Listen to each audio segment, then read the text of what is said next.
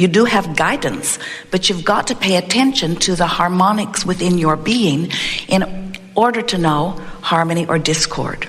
Or we like to say, in order to recognize allowing of who you are or resistance of who you are.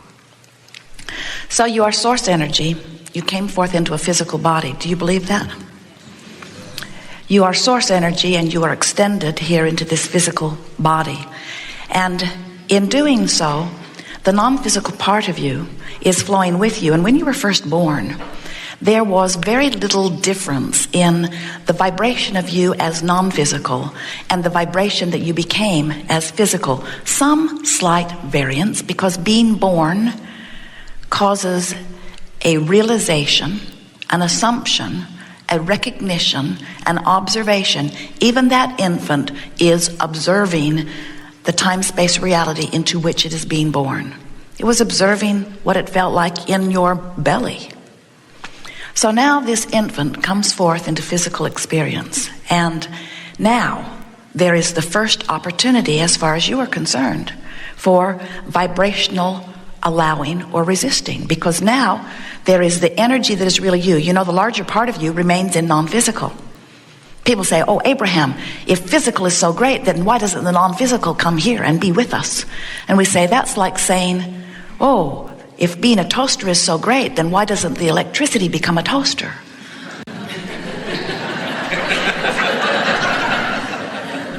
And we say, both parts help.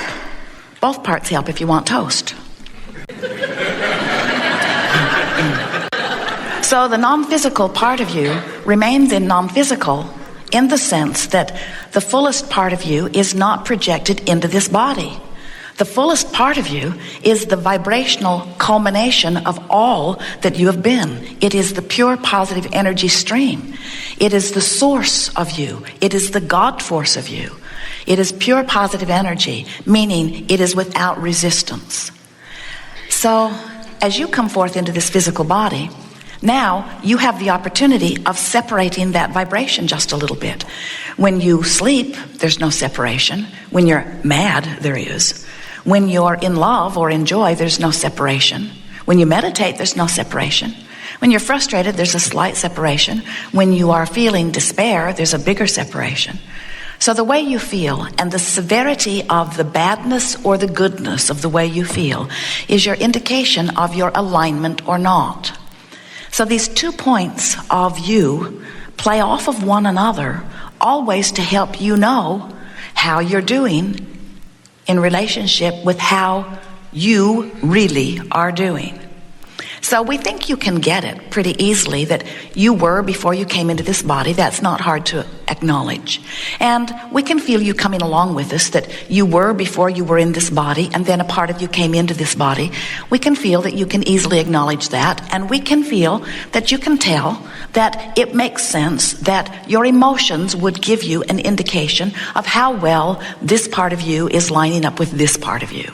And since this part of you is dominant, we promise you, when you get irritated about something, or when you are frantic about something, or when you are worried about something, the source that is you never comes there to join you. Never. The source part of you always remains in that place of knowing and of well-being and of love and of the furthest extension of that which you are. And it's up to you, if you want harmony, to go to where the vibration of you really is. It's your choice, of course. You can go and feel good, or you can not go and feel bad, but it is your choice. That sounded a little parental, didn't it?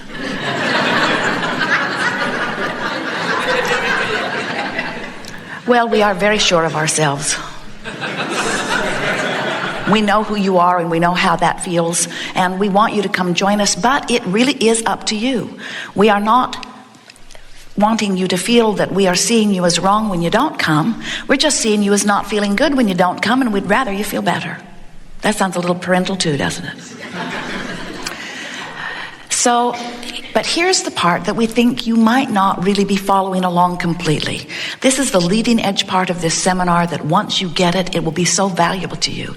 And that is that the eternal you from non-physical projected part of itself into the you that you know is you for a very important reason, for the thrill of the leading edge expansion. So when that non-physical you is expressing through you, and you're having a contrasting experience, which you do all day, every day, where your preferences are born, here's the new part that we want you to get. A rocket of desire is born in that moment. In other words, whenever you know what you don't want, you know more clearly what you do want. And there are all levels of intensity of that, of course, but you are a preferring fiend. You just can't stop coming to new preferences. You can't shut that down. It's the eternal nature of this eternal universe. So it happens. And as that rocket of desire is born, here's the new part, the source part of you rides it and literally becomes it. So when you prefer something, source becomes the vibrational disembodiment, if you will, the vibrational mirror or match or beingness of that which you have preferred.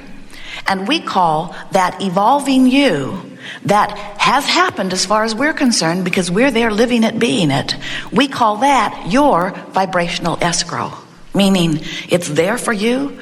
You've made the contract, you've signed the deal, nobody else is going to walk away with it. It's there just waiting for you to come over there. And if you will follow your bliss, as Joseph Campbell so perfectly stated, you'll find it. In other words, it's over there where bliss is. The thing about following your bliss is that when you're really depressed, you can't get a whiff of it. And when someone says follow your bliss when you're depressed or when you're angry, they might as well be saying fly to the moon, because you have about as great a chance of doing that in this moment with your arms flapping as you do about following your bliss, because you cannot find your bliss from there, not immediately, but you could follow the direction of your bliss. In other words, you could go in the direction of your bliss. The thing that we want you to understand is following your bliss from a place of depression doesn't feel so blissful. It feels more revengeful. What do you think about that? Do you get it? That over there where you feel awful is your perception of disempowerment, and over here where you feel wonderful is your perception of empowerment.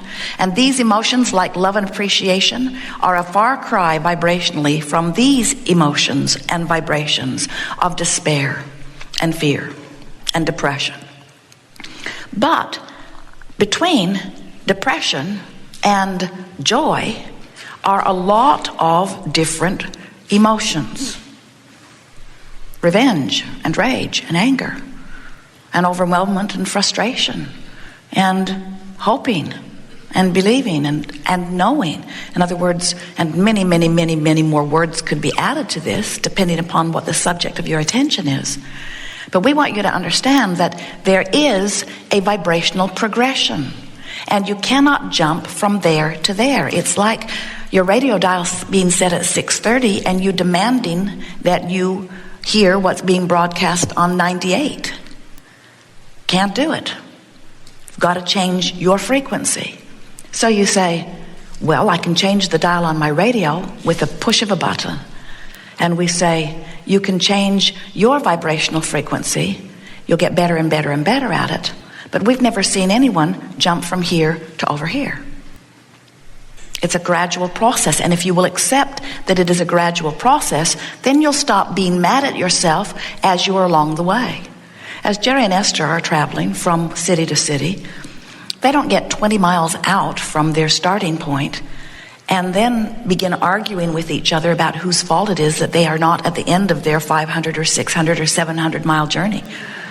Often they'll drive that in a day, and they accept that it's going to take some time. Most of the time they're driving. In fact, all day long, they're not where they intend to be at the end of the day. But it doesn't mean that where they are along the way is wrong. And yet, you often are on your way from one place to another place, and you're saying, wrong, wrong, wrong, not there, not there, not there, not there, not there, not there, not there, not there. And what happens when you're doing that is that you're not making any progress, because you say, hope we get there, wrong, not there, not there, not there, not there, not there, not there. The whole time you are unhappy about being there, you're pointed in the opposite direction. And when you're pointed in the opposite direction, you're not getting there. And so you want to be there, but you're not there. You want to be there, but you're not there. You want to be there, but you're not there. You want to be there, but you're not there. And then you say, oh man, this takes way too long. And we say, no, it doesn't. Just point toward what you want and keep moving in the direction of it. And here's the point that we really want you to get. In the moment you get pointed in the direction of what you want, you will feel better immediately. It's only pointed in opposition that feels worse. Pointed in the direction of what you want always feels better, even though you may be miles from being there. Pointed in the right direction always feels better. You know that, don't you? Have you ever been slow in traffic here?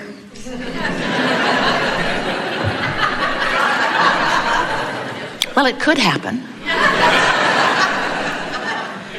And it's not moving at all. It's not moving at all. And then it starts to move just a little bit. Doesn't it feel ever so good when it starts to move just a little bit? Because there's hope. When it begins to move just a little bit, you begin to feel hope, you see. And what we want you to learn to do is to be hopeful even when it isn't moving. Not because we want you to think that your hope will make the traffic move, but because, get ready for this, you're not used to this, hope feels better. We'd rather you're stuck in traffic feeling hope or joy than stuck in traffic feeling anger. And you say, well, then get the traffic moving. And we say, this is not about the traffic moving. This isn't about getting you to where you think you want to be. This is about getting you to the place of feeling good wherever you are. Oh, Abraham, that's not the seminar I signed up for.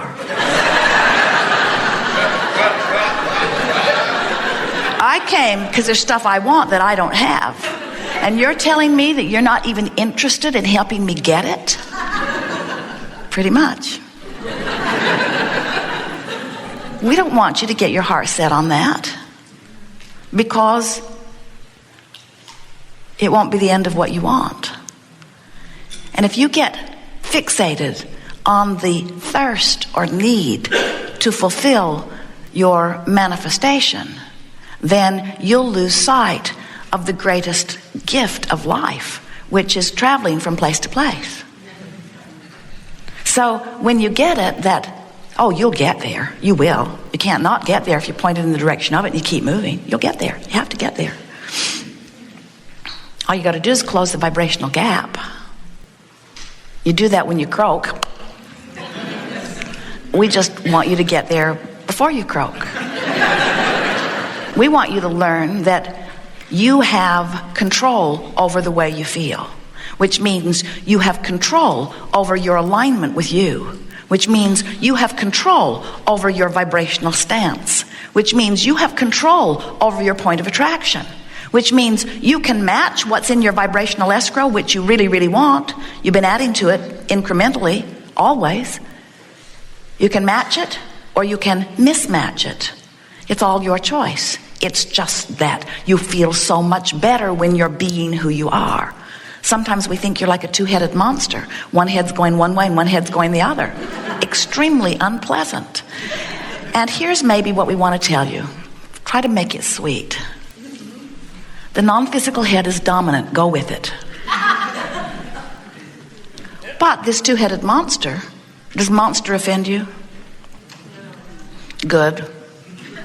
This two-headed monster that you are, the source energy part of you, is dominant because it knows the well-being of your being. But then the head of the monster that is you came into the physical wanting to explore the contrast and really wanting a variety to choose from. And so that part of you is exploring and deciding. And what we want you to understand is that while the non-physical head of the two-headed monster is the dominant one, you're the one calling the shots from this perspective. You're the one that is on the leading edge. You're the one that is exploring the contrast, and you are the one making the decisions. And the source energy part of you is saying, you should know, friend, you're out there on the leading edge. You're deciphering it fully. And I trust you completely in your choices, because no one would know what you want more completely than you right there where you stand. So when someone's rude to you, you want them to be nicer. When someone cheats you, you want them to be more honorable. When someone tells you one thing, when they really mean another, you want them to be more credible.